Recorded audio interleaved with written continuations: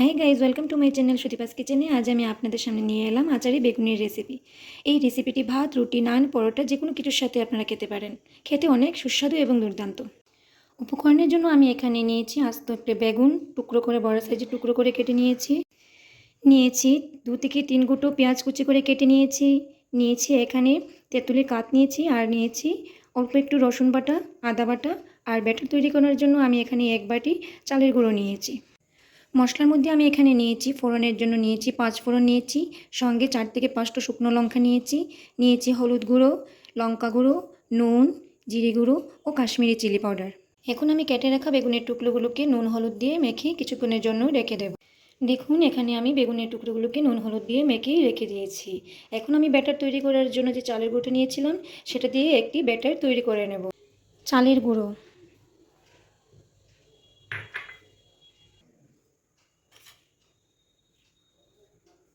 নুন,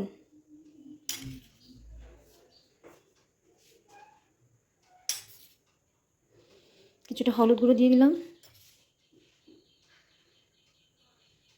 কিছুটা লঙ্কা গুঁড়ো দেব,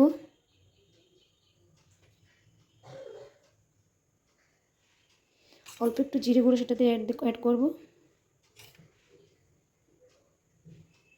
এখন আমি সেটাকে একটি ব্যাটার তৈরি করে নেব। এখন আমি অল্প একটু জল দিয়ে ব্যাটারটা তৈরি করে নেব।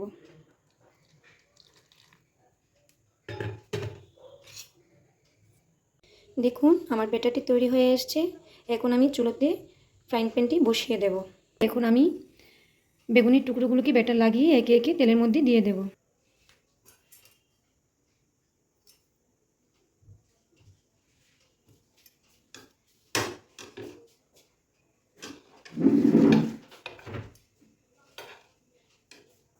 দেখুন,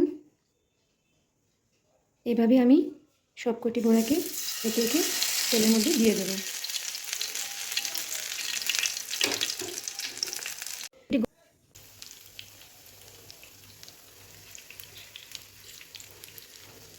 দেখুন, এখানে আমি সবকটি বড়াকে একে একে তেলের মধ্যে দিয়ে দিলাম। এখন আমি বড়াটি ভালোভাবে ভেজে নেব। আমার এই বড়াটির একটা সাইড প্রায় তৈরি হয়ে আসছে। আমি এখন সেটাকে পাল্টে দেব।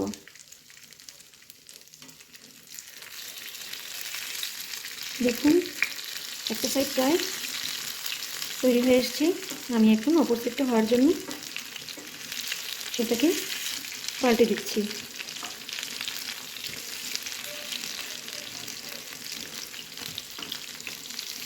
এভাবে সবকটি বড়াকে ভালোভাবে ভেজে নিতে হবে।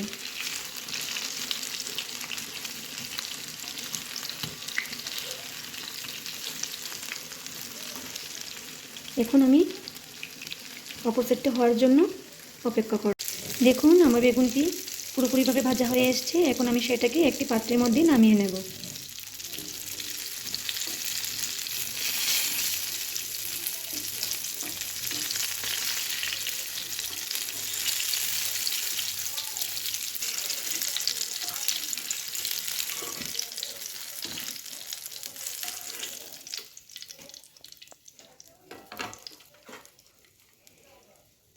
দেখুন, আমি সবকটি বড়াকে নামিয়ে নিলাম। ফোড়নের জন্য যে আমি শুকনো লঙ্কাটা নিয়েছিলাম সেটি এই তেলের মধ্যে দিয়ে দেব।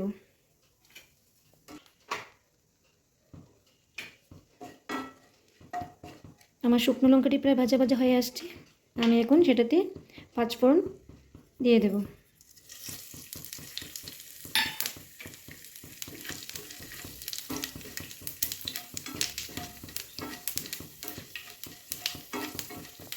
দেখুন, আমার 5 ফোড়নটি প্রায় ভাজা ভাজা হয়ে এসছে। এখন আমি সেটাতে পেঁয়াজটা দিয়ে দেব। ফোড়নের গন্ধটা খুব সুন্দর বেরিয়েছে। এখন আমি সেটাতে কেটে রাখা পেঁয়াজটা দিয়ে দিচ্ছি।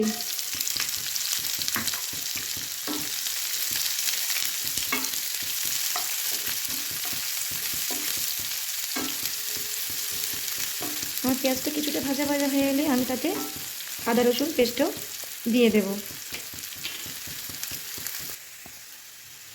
আমার পেঁয়াজটা কিছুটা ভাজা ভাজা হয়ে এসছে। এখন আমি সেটাতে আদা রসুন পেস্টটাও দিয়ে দেব। রসুন বাটা, আদা বাটা,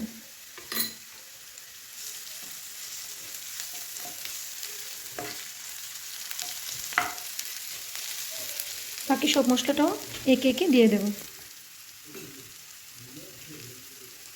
হলুদ গুঁড়ো,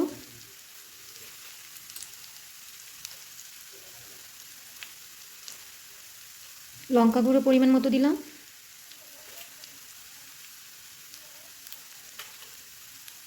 স্বাদ মতো নুন দিলাম,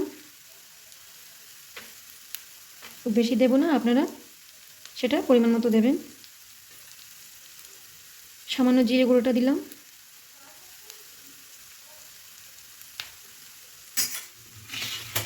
এখন আমি অল্প একটু জল দিয়ে মশলাগুলোকে ভালোভাবে কষে নেব।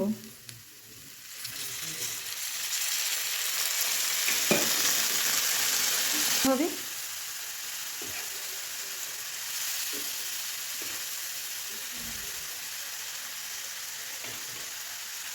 ভালোভাবে কষানো হয়ে গেলে আমি তাতে তেঁতুলের রসটা দিয়ে দেব আর কাশ্মীরি চিলি পাউডারটা দেব। দেখুন আমার মশলাটি প্রায় কষানো হয়ে আসছে। এখন আমি সেটাতে কাশ্মীরি চিলি পাউডারটা দিয়ে দিলাম আর সঙ্গে তেঁতুলের যে রসটা নিয়েছিলাম, পাতটা নিয়েছিলাম, সেটাও দিয়ে দেব।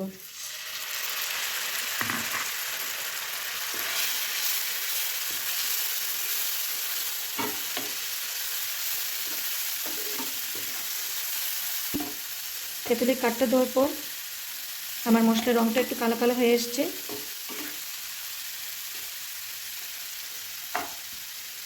একটু আচারি টাইপের হয়ে এসছে। আমি সেটাকে অল্প কিছুক্ষণ নাড়াচাড়া করে পরিমাণ মতো সেটাতে জল দিয়ে দেব। আমার এই মশলাগুলো প্রায় কষানো হয়ে গেছে, আমি সেটাতে পরিমাণ মতো জলটা দিয়ে দিচ্ছি। খুব বেশি দেব না।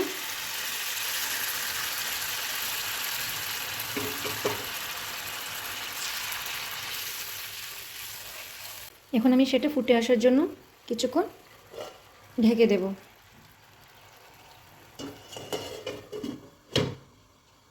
রেখে দিলাম।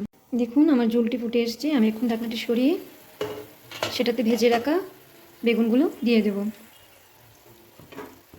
ভেজে রাখা সেই বেগুনের টুকরোগুলো আমি দিয়ে দিচ্ছি।